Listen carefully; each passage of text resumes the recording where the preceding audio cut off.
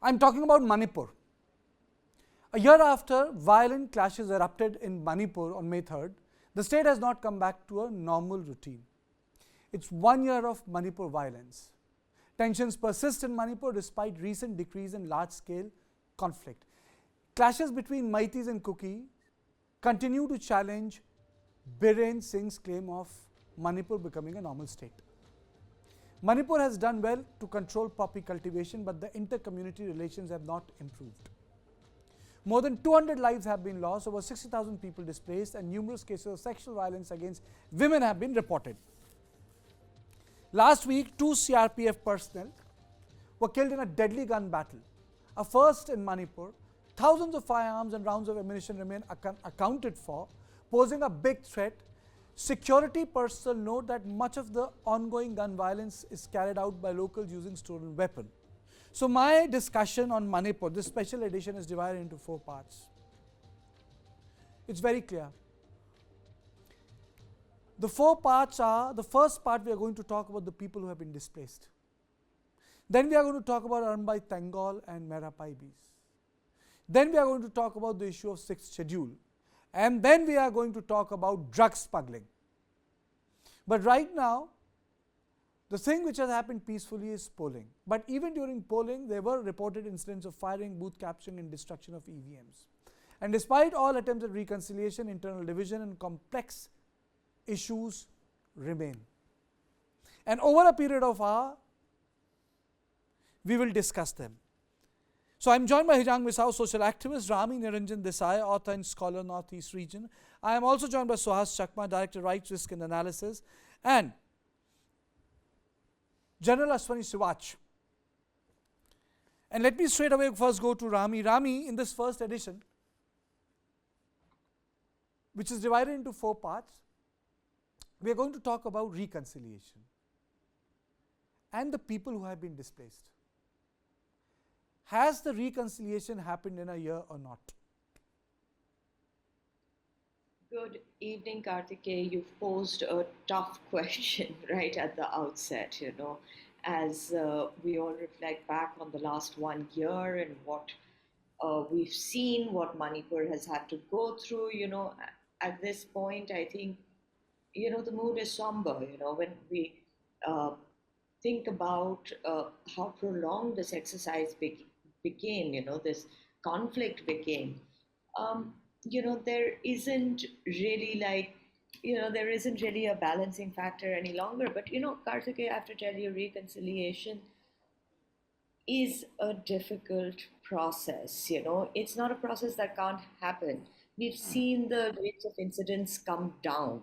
We have seen some amount of relative peace, even if it's in, certain spurts. There's always been little spurts of violence, little spurts of incidents, that always try to derail the peace process. One also wonders who are these vested parties that are interested in keeping this sort of conflict alive.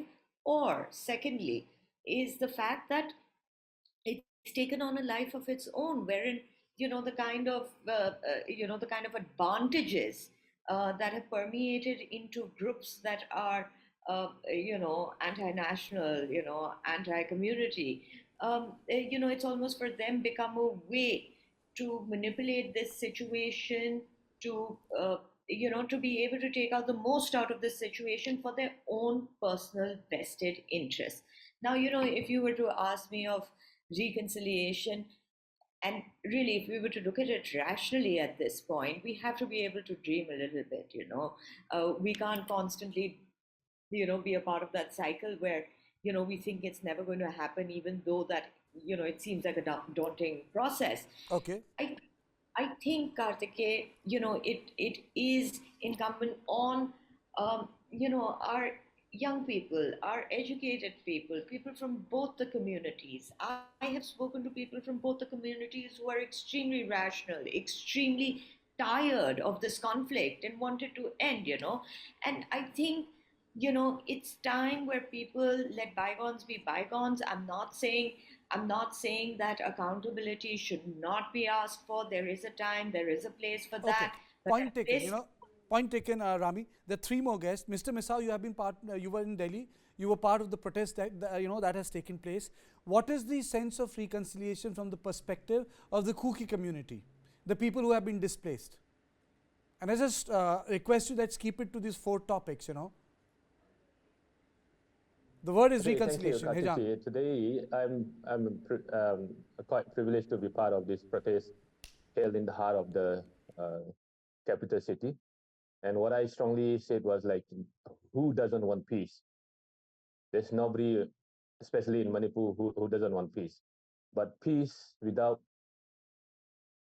any kind of justice, peace without justice is something which we will never accept. So we are making slogans, shouting, saying, we want justice.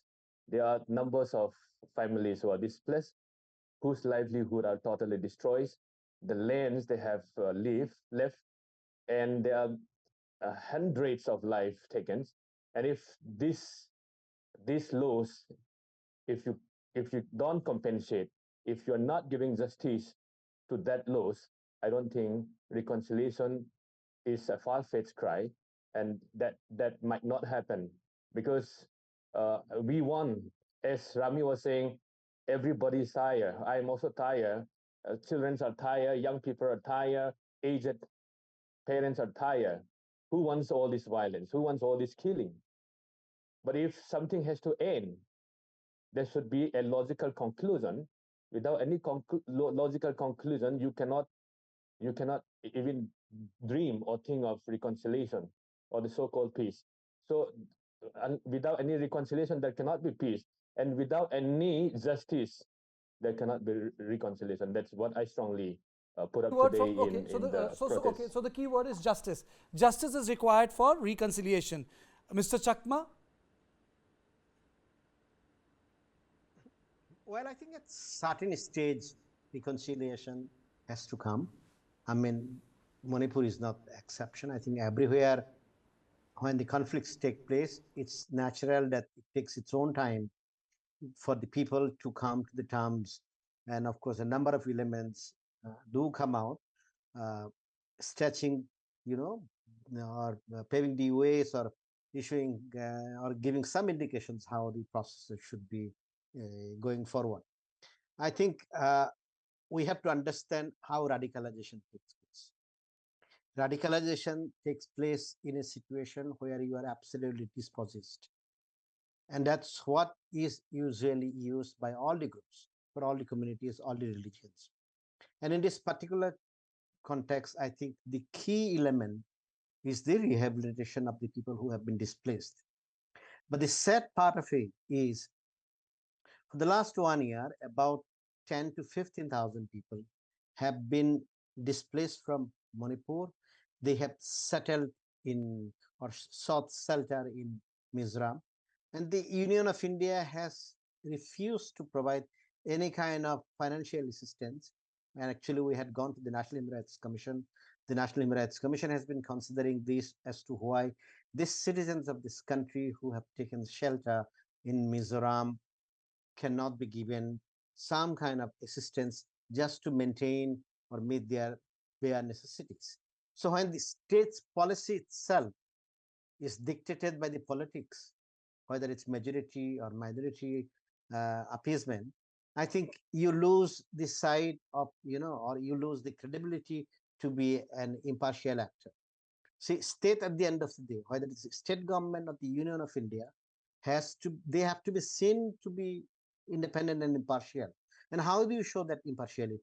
Obviously, treating each and every citizen equally, at least for access to the basic minimum humanitarian assistance. And that is not taking place. And I think this shows that the government of the day is not, in a way, has decided how to resolve these issues, except, let the situation go on.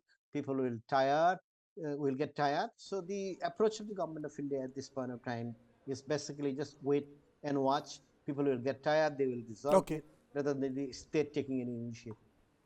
Okay. General Sivaj, why has reconciliation not taking place despite political process in motion? Elections have taken place. I don't think massive violence took place in Manipur. Both the phases were smooth. But then why reconciliation has not taken place? It's 1 year, 365 days. Yeah, Kartika, two, three reasons. One is that mistrust and distrust between Meiteis and Kuki still exist. Though both sides have come up some way and some reconciliation has taken place, but there is a long way to go. But more than anything else, what has happened is that the disturbance which is occurring in Myanmar has also impacted the peace in Manipur. And the simple as that is the number of weapons, drugs which have flowed from Myanmar to Manipur when this violence started from 3rd May has created more problem for Manipur. And as on today, there are two things which are there, which is a main reason of sort of reconciliation not taking place, is the number of weapons which are still at large. There are about 10,000 weapons which are missing from the police armory. They are still available with the both sides. They are available with the militant group, and also number of weapons which has come from Myanmar, and also the drugs. So these two region is making the situation still volatile. Though there is a buffer zone which has been formed in between the area which is dominated by Meiteis and Kuki, but at time the violence do take place. But I certainly feel in a long way, how do we handle this situation? I still feel that the two basic issue which the present government is trying to resolve may not have a direct impact immediately, but in a long term will have. That is a boundary wall or a fence between Myanmar and also all these bordering states, starting from Arunachal Pradesh, Nagaland, Manipur, and Mizoram. And second is a termination of this free movement regime, because the point is if you can go on the either side by 16 kilometers, it also allows the militants to move freely with weapons, and that has become a main cause of Okay. violence.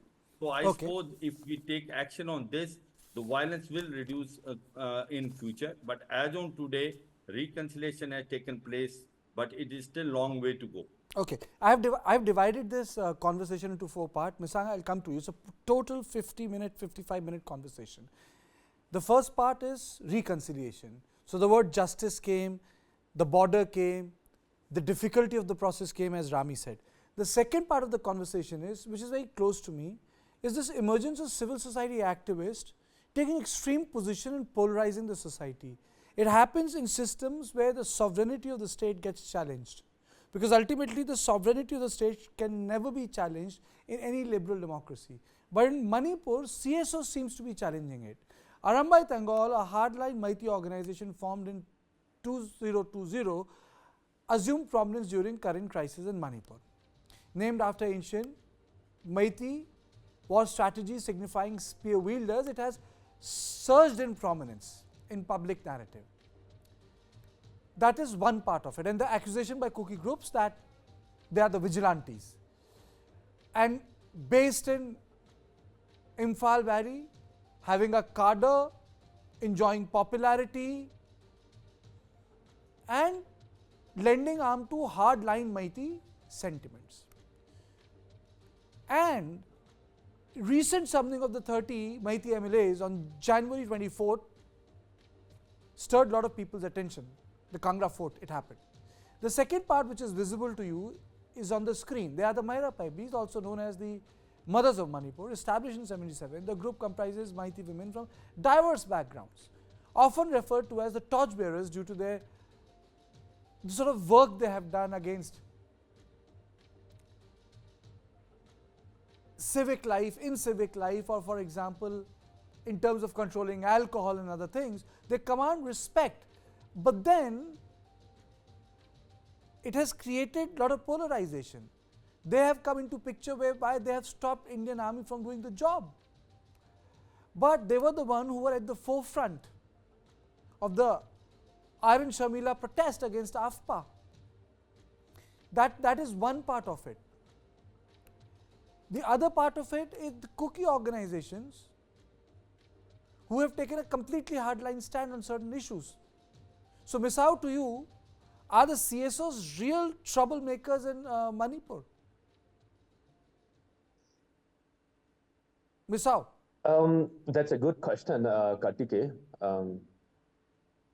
The question like reconciliation, I think, as I was saying, it's a far-fetched cry because Manipur, what is happening in Manipur is if it is purely a conflict between the Meiteis and the Kukis, I think the state government can come in and initiate reconciliation process. Now, the whole complexity of Manipur is who is going to initiate this peace process or reconciliation process, because it has been proven beyond doubt the state's complicity, where all the systems are used against the Kuki community. Now, even as you were rightly pointing out, the CSO are now dictating terms on the government, which is very unsavory incidents that is happening in Manipur. Now, the Arambai Tengal has taken over the governance and they are running the government.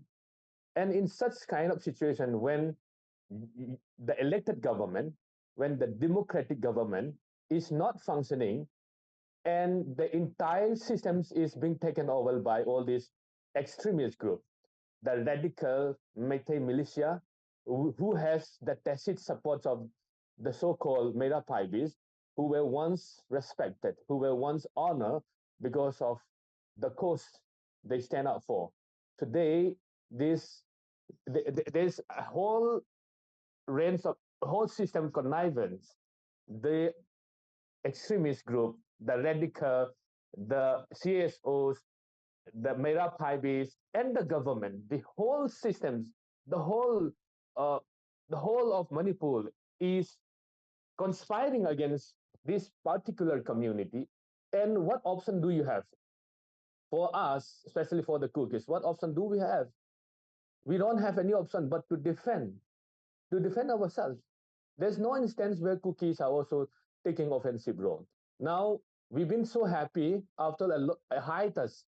After some hiatus, we believe peace will limp back in Manipur. And you have seen just recently how they have attacked us. They kill our village volunteer, cut the body into pieces, even the neck was cut, and how they cook that whole pieces and then make mockery of that. And you have seen what's happening in Really don't Setmai, want to where get into the these entire incidents. state I wanted the machinery point was on the used. CSOs. Fair enough. See, Ejang, fair enough. You made a point. But Rami, the other issue is that the CSOs are not community specific. They're not community agnostic. CSOs are spread over other communities as well. It's the generic term I use. Absolutely, Karthikeya. We have to stop now dividing organizations on the basis of communities, because I think there has been a lack of responsibility across lines. We've said this right at the outset as well, that, where were the CSOs calling for some sort of unified consensus?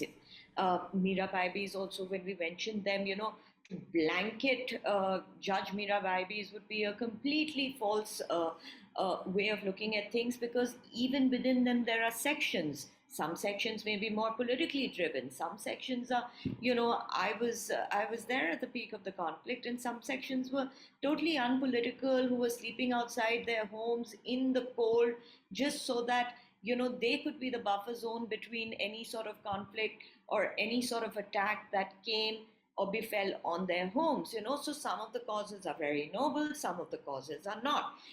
And this is across the CSOs, because they command a lot of power, they command a lot of loyalty, they command, and it gets exasperated by this human tendency to want more and more loyalty. It's like a high.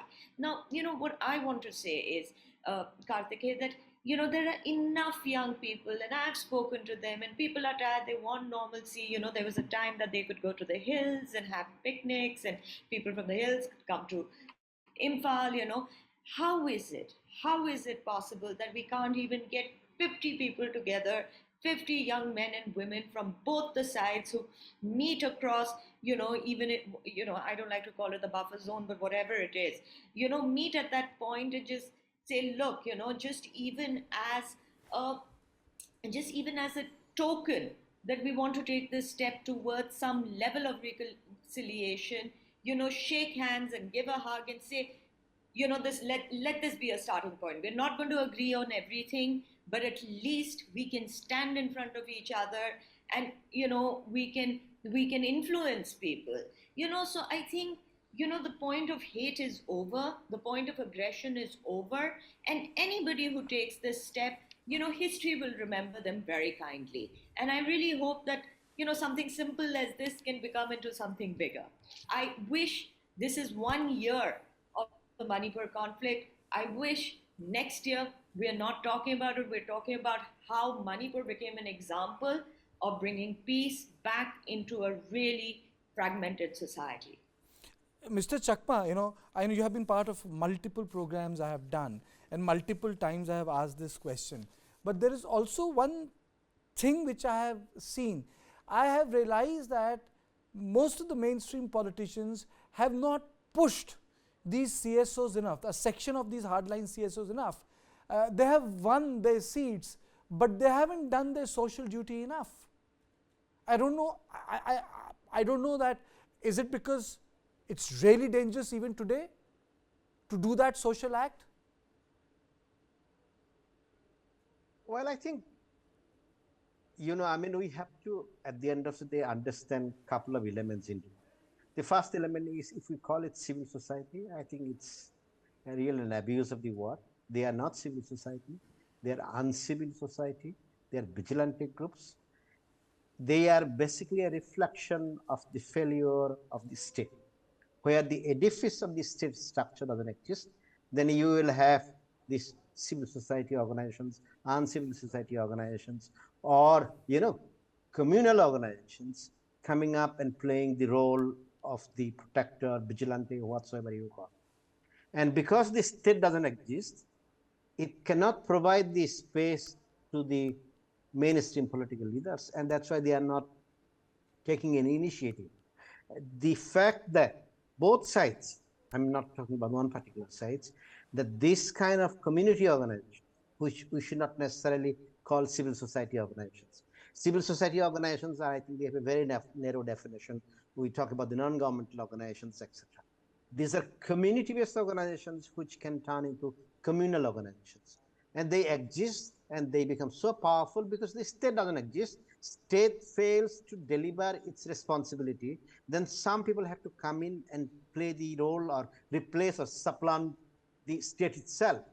When the state doesn't exist, obviously the people who run the state, whether it's from the ruling political parties or the opposition political parties, they do not enjoy that particular space because somebody else has taken over it. So that's why they cannot play this protective role. You cannot approach a communal conflict with thousands arms floating around, with a tree-hugging approach. It's a law and order issue. Ultimately, we have to realize whether non-state entities can take over the functions of the state. The moment the non-state entities, take over the function of the states, whether it's the Arambai Tengal on the side of the Meiteis or the Kuki insurgent groups on the side of the Kukis, when they dictate the entire community how they should be approaching, we have to remember one thing, that the state doesn't exist. So when the state doesn't exist, obviously this space for genuine civil society organizations, Okay. the political leaders, it doesn't exist. I have friends who had to flee. They have been living I just want to make one Manipur thing, for a long sorry, time. I'm stopping you. I just want to make one thing very clear to all our viewers. We have created a collage. By purpose, I have not put out those videos because videos create different emotions. But I have created a collage to tell you that this is what has happened over a year. We have taken special care to still these visuals. We have not played a single video. It is like reminiscing what has happened. We have not imported those videos on screen. It's like a collage, like a text paper, as to this is what has happened in last 1 year. And this is done to create a sense of responsibility, the sort of hell which Manipur underwent in last 1 year. The Kuki community, which predominantly resides in Hill, has been demanding a district, or I would say a distinct administration in the Hill areas. the 5th schedule is in place. They demand self-governance under the Indian Constitution, under the 6th schedule. The difference between the 5th and the 6th schedule is that you also get judicial powers in the 6th schedule, which is not part of the 5th schedule. Now, this has been the most vocal demands by the community. But then there is also an issue of territorial integrity of Manipur, on which the Meiteis community is very, very resistant. They feel that this would lead to the collapse of the Manipuri identity and the state. Now, the issue is that the Kukis say, well, they have been driven out of Imphal Valley, the government offices, airports, schools, most of the modern amenities are out of reach. They feel that most of the stuff which is required to them can be given to them under the constitution, which is 6th schedule, and they should have it. And the another part of the problem is where no reconciliation, I would say no resolution has taken place, which is the tripartite agreement that was signed between the 2 dozen Kuki-Zomis insurgents groups and the government of India in 2008. It has not been ratified by the government of India, but we do not know as to what is the conclusion. But the ratification has not taken place, and the Manipur Assembly too had passed a resolution saying that this is not required. So this is one big issue. So General, my straight question to you is 5th or 6th schedule an answer? Kartike, I feel this will create a more sort of difference between both the community. Now, the point which is coming is that as far as Manipur is concerned, the way it is located, that there is an Imphal Valley and it is basically surrounded by the hills. In Imphal Valley, there are Meiteis, and in the hill, there are Kukis and Nagas. Now, they are interdependent on each other, and in case if there are different laws which will follow in the valley as well as on the hills, with the 6th schedule coming, autonomy will more come to the hills. They will also able to enjoy the judicial power. I suppose the functioning of the state will become a problem, and that is why it looks the government is reluctant to give that status of 6th schedule. Also, there is another problem which has occurred on 3rd May. That is when you have given a scheduled tribe status to the Meiteis. Because as on today, Meiteis do not enjoy a scheduled tribe status. It means they are in majority, almost 60 to 70% of population, holding only 20% of area, 80% area they cannot even venture out. So they have also feeling, they agree party, and the way the judgment was given by the High Court that the government must consider also giving a scheduled tribe status was the beginning of the problem. So I suppose that in case if you give a 6th schedule to Kukis and Nagas in the hill tribe, it will further create a difference between both community. The solution seemingly looks to me, the time is a great healer. Feel the situation where whatever is as on today, no scheduled tribe status to the Meiteis, as well as it should remain in 5th schedule. Do not give the power in 6th schedule, because then it will again further create a difference between the Meiteis, Kukis and Nagas. Okay. Rami, is 6th schedule an answer, or is going to create bigger complication? I don't think so. I think there are already hill councils. There are problems within the hill councils.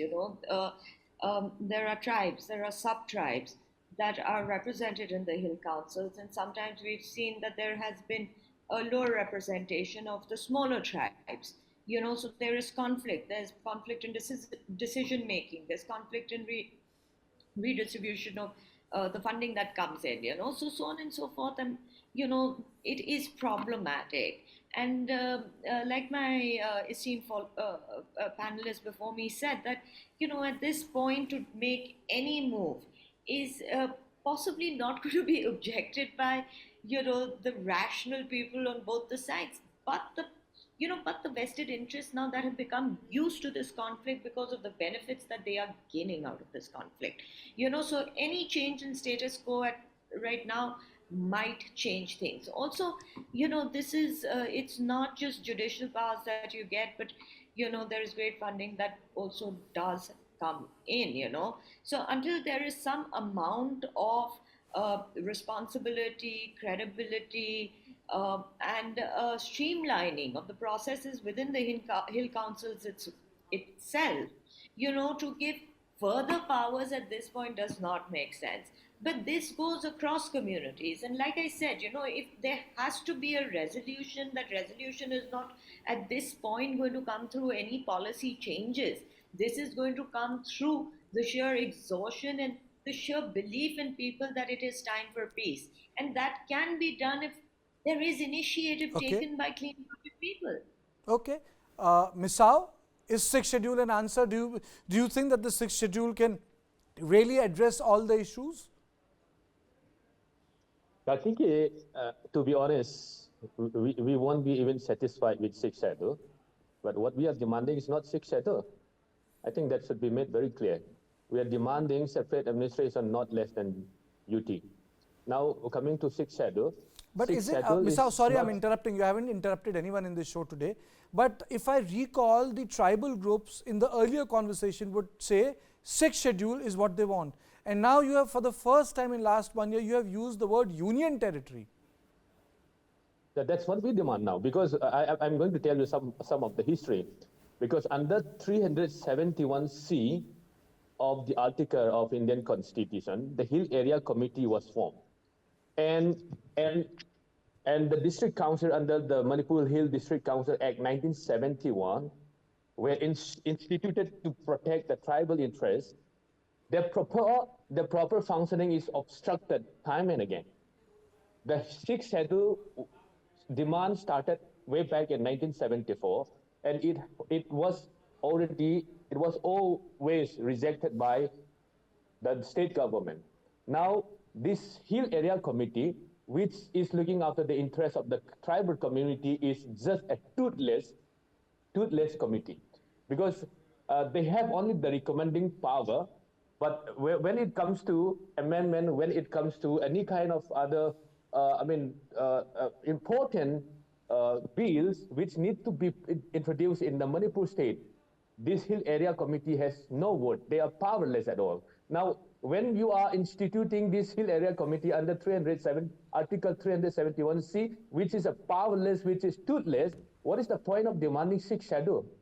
That sixth schedule demand was, in fact, as I was saying, way back in 1974, it was started already. Both the tribals, we said, the hill area has to be given power, financial power, many other power. Now those demands are obstructed time and again, and now you are talking about sixth schedule. No, we are not demanding at all sixth schedule. What we are saying is, you tell us, the Meiteis tell us, you are enough, you are capable enough to govern yourself. That's why we push you out from the entire valley, and we have no choice. We must ask the central government that we must govern ourselves, we Okay. must administer ourselves. That's what we are demanding, not only sixth schedule. Okay, okay. Mr. Chakma, is it possible to create a state within a state? I don't think it's possible. And I don't think union territory is something to which the center will concede. And I really don't think even the sixth schedule is on plate. So what sort of local autonomy is acceptable within Manipur without evoking this feeling that the territorial integrity of Manipur is being challenged? Well, you can demand anything. You can demand even a separate country. But you have to be, realistic. Correct. That you live in a country where the government has not come to protect the citizens, and the government has not come forward to recover the weapons looted or given whatsoever. So you have, see, demanding is one thing, getting it is completely different. If I am the government of India, I will not grant scheduled tribe status to the Meiteis. I will not change the, the structure which exists at this point of time. And people are talking about sixth schedule. The sixth schedule is what? It's an annexure to the Constitution of India. But in Manipur, you have under Article 371C of the Constitution. So by definition, when you are provided in a separate, article of the Constitution, is it not as powerful or as valid as the sixth schedule itself? So, these are contentious issues. I think, I'm not, casting any aspersions, but the government of India or the Manipur government is just trying to bring the situation under control. And this is not the time anybody can discuss any of these issues, because then you would be starting the violence. Stopping the violence when you have Myanmar, having fallen apart completely. They have lost Chin state, they have lost, Rakhine state, the Arakan, then, Saigon region. Then you have a state which has completely failed after 75 years. then you want to that's your own conflict inside the country. So I don't think any security establishment or anybody who has a little bit sense of what is going on in the Northeast and in the neighborhood, I mean, that they are going to discuss this issue. See, this is not the same situation as in Assam. So it was easier for Assam to accommodate the Bodos, to accommodate the others, and etc. In many situations, I mean, in the Northeast, Okay. if you look at it, Okay, is so not basically you're possible saying it's because not Assam. Basically, you're saying it's not Assam. Assam. It is It's not Assam. The other states are not Assam. Okay, so the last part. Let me come to the last part, and the last part is I would say the most important part. And I'll come to General first. You know, Rami, you also wrote an article. I mean, I'm going to come to that. And the Chief Minister Biren Singh had also, put out a tweet in which he said, in a video and the text that was intertwined, the 996 new villages had emerged due to illegal immigration from Myanmar since 2006, not only causing enmity within communities in the state, but also destroying massive forest cover. And Rami, you wrote an article that poppy fields in the hills of Manipur are guarded by armed groups with deep connection to Myanmar illegal processing units, ethnic armed organizations. Ruffled by the crackdown, manipulated the existing fault lines. Innocent communities in Manipur that had lived side by side peacefully clashed head on without realizing that the strings were not being pulled to their advantage, but to use them as buffers to protect illegal interest on the Indian soil. But this also has one thing.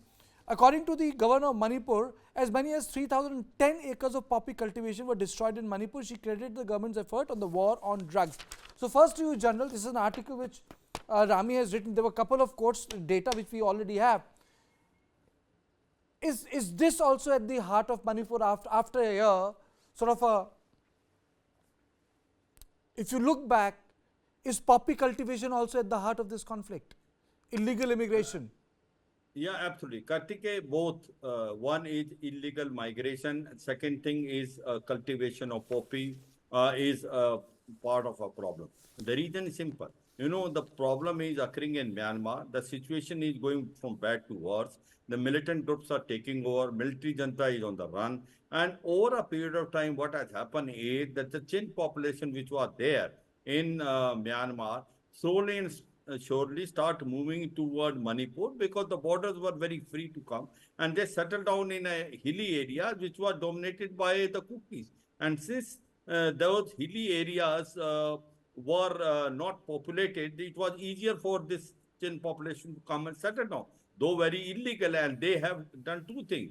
One is they have done the deforestation, and second thing is they have done a poppy cultivation. So both are wrong. So therefore, the problem which is in Myanmar has now come in India by the fact that there is no boundary between India and Manipur. There is no fencing. And second thing is this free movement regime also create a problem. So I certainly feel that this is a part of a problem. One is that illegal migration which has taken place over a period of time from Myanmar to Manipur. And second thing is drugs which are flowing and also illegal weapon flowing. And third thing is that the poppy cultivation which has taken place in the hill area is a real problem because this has created a twofold problem. One is the deforestation which has taken place, and second thing is that it has made drugs very easily available in Manipur, and which is a cause of a social injustice and also creating a difference between the society. Kartik? Okay. Rami, when I read through your article, Drug Lords and Illegal Immigrants. You write one thing. You say that the poppy fields in the hills of Manipur are guarded by armed groups in deep connection to Myanmar's illegal processing unit. And this is one of the older videos. It's a file footage. It's a file footage. It's an old video.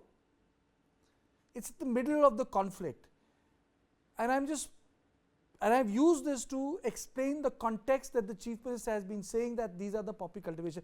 So Rami, I just want to ask you this. If this was the awareness, why hasn't the army gone inside these hills and done away with this intrusion? Because you have written. They have, Kartike. I was actually in the hill areas, Okay. right at the Gang lords are running it, you wrote that in the article. So, Kartike, anything to do with drugs is not being, at this level, being controlled by, civilians. This is these are anti sort of national elements, these are armed groups, and these are high value crops. I've also said in my article that there has been an increase because they're using sophisticated processes of farming. There has been a doubling of yield per acre. There's also been an increase in prices for the products of byproducts of the poppy plantations. You need processing units, illegal processing units to produce these. You need to transfer it. So obviously weapons and protecting these fields are important for this sort of drug nexus. I myself was in these cookie areas, and unfortunately, and I have to say this, unfortunately, what happens is many times on the debates, there are people who probably have some sort of interest in obfuscating the truth.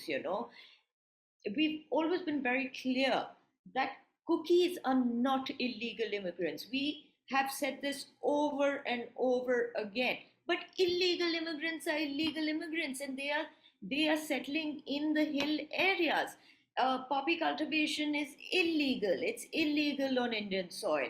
Having illegal arms is also illegal. So defending and trying to obfuscate the truth by trying to mince people's words to say that, people are saying that all cookies are illegal immigrants.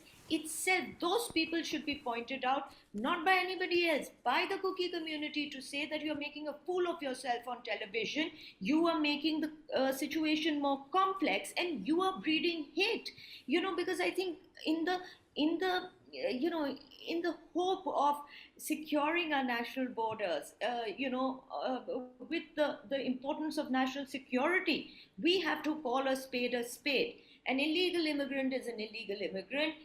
Conducting illegal affairs on Indian soil is possibly the worst criminal activity that they could indulge in. Okay. And I think the communities in Manipur, are Kuki citizens, are Meiteis citizens, need to come together. Okay. Call this out, because it may not be the entire reason of the conflict, like I have said in my article, but it definitely is a very dominant part of it. Okay, it's time to close the show, but I will not do it without taking comments from both Hijang Misao and Mr. Chakma. Misao, to you, 2 minutes. Kartike, I'm not denying the fact that there is poppy cultivation. I do agree there's poppy cultivation. And the visual that you saw where Manipur CM was showing the whole landscape of the hills, I think you need to understand the whole culture of the tribal community, because Zoom cultivation is one integral part of the culture of the tribal community. And that visual itself is the one which we debate in the Manipur local TV, saying that that is the area where the Zoom cultivation is taking place. And that was the time when blooming and flowering of poppy cultivation has to take place. And you didn't see any single blooming of the flower there. So that's why just because he's the Manipur CM, you cannot just take that as a hard fact. I think that's how these people are being misled, and that's how people are being simply buying these whole lies of the people. I'm not saying poppy cultivation is not that. If poppy cultivation is to be the reason why you have to wage war on this cookie, then why don't you do to the other community? Because the tribal community, both the Nagas and Kukis, are cultivating poppy. If that is the whole point for waging war against the cookies, why don't you do that? And for that illegal immigrant, I'm not denying the very fact that there are illegal immigrants. There is a system. The state government is there. Why don't you identify those illegal immigrants and deport them back to Myanmar? Why are you waging war on the cookie on the pretext saying that you are illegal immigrant? And you have seen all the history, how cookies are contributing towards India's independence. My question is, the question was, illegal immigrants, you cannot. Misao, we will have debates. I always tell you, we will always have time for Manipur. Misao, we will always have time for Manipur. Please put Misao on air. Please put Misao on air. Let's remove this photograph. Misani, you are aggravating. I think respect your profession and respect your academic. You said it. See, the larger issue, Misao, is what we are discussing is not the cookies. is poppy cultivation or drug lords are an issue? Mr. Chakma, are they at the heart of the problem? They are at the heart of the problem. And in fact, I strongly believe that the reason why it led to such a situation is because of the involvement of the drug lords. And when I speak about it, this is not only the cookies. I have seen all over the world, and Manipur is not an exception, that without the participation of these people in the system, the drugs cannot flourish, they cannot pass the border. So there are people who are involved from the system. I don't want to name the person. I will only say two things. One, prior to the start of the conflict in May, if you look at 6 months back, you would see a number of Meiteis persons we are arrested, including in Delhi, and they were defined and disowned by a particular minister in Manipur. And there were photographs of high-ranking politicians and their advisors meeting with the alleged drug traffickers, and they were published and still available in the websites of the newspapers in Manipur. So I don't want to mention the names. It's very difficult to mention the names. Then they will file a case of, defamations, these, that, and etc. It's easier. Let's not get into the names. My question was very Yeah. simple. It was not a community-specific question. My question was, is poppy cultivation and drug lords fueling this war in Manipur? That was my question. Absolutely, and from both sides, and there are people in the system who are fueling it, and this conflict started, in the beginning. Okay, fair enough. Okay, I know, I got your point. You're saying that it's not a cookie poppy cultivation, it's not a Meiteis poppy cultivation. It's a, in poppy cultivation, everyone is involved. It's like agnostic. General Sivaj, I'll give you the last word, only 1 minute, and then I'll try to conclude the show. What is the solution to end this poppy cultivation, which Rami has mentioned in an article, which has become the real problem in Manipur? Kartikeya, you have hit the nail on the head. The biggest two problems are illegal migration, and the second is the poppy cultivation. And now, if you have to bring peace again in Manipur, you have to make sure the poppy cultivation has to be stopped. And second thing is that illegal migration which has taken place, they must be deported back to Myanmar. And third thing is those weapons which are still at large, they have to be brought back from the society. Now, if you do these three things, I suppose the peace can come. And the time is the greatest healer, but we cannot close our eyes that in case the poppy cultivation keeps on taking place, then the problem keep on persisting. You have to do away. If the illegal migration still keep on taking of Chin population coming and settling down in the hills of Manipur, the problem will still persist. And third, in case these weapons are not being taken back from the society, the criminalization in the society will still remain. So I suppose if the government do all these three actions, the peace will prevail because both sides want peace. Both sides want the development to take place in Manipur. And as far as the solution is concerned, no immediate solution to come because this can create a problem.